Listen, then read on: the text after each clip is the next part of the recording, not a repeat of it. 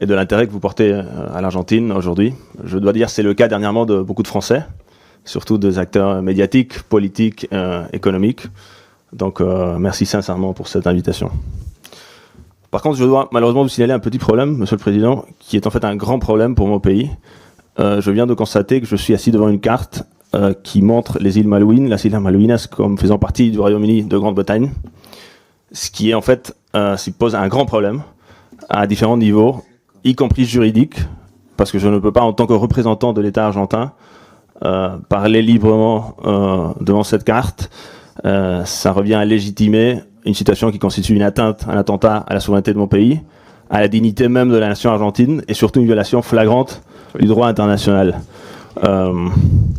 Juste, monsieur l'ambassadeur, entre parenthèses, donc on sait que ce territoire est contesté. On n'a pas attribué, comme vous le dites, sur cette carte.